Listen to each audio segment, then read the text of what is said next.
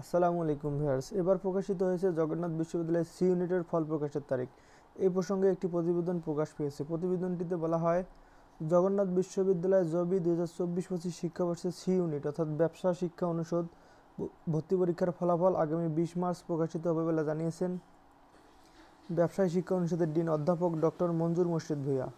অধ্যাপক ডক্টর মঞ্জুর মোর্শেদ ভূঁইয়া বলেন, ব্যবসায় শিক্ষা অনুষদের অর্থাৎ সি ইউনিটের ফলাফল আগামী 20 মার্চ প্রকাশিত হবে। উত্তরপত্র মূল্যায়ন ও ফলাফল তৈরির কাজ চলছে। তিনি আরও বলেন, আগামী মঙ্গলবার উত্তরপত্র মূল্যায়নের কাজ সম্পন্ন হবে। 2 শিফট মিলিয়ে সর্বমোট 8,137টি লিখিত পরীক্ষার খাতা মূল্যায়ন করা হবে। বিজ্ঞানসম্মত উপায়ে উভয় শিফটের সম্মিলিত ফলাফল প্রকাশ করা হবে। প্রসঙ্গত, গত 28 ফেব্রুয়ারি জগন্নাথ বিশ্ববিদ্যালয়ের সি ইউনিটের ভর্তি পরীক্ষা 2 শিফটে অনুষ্ঠিত হয়।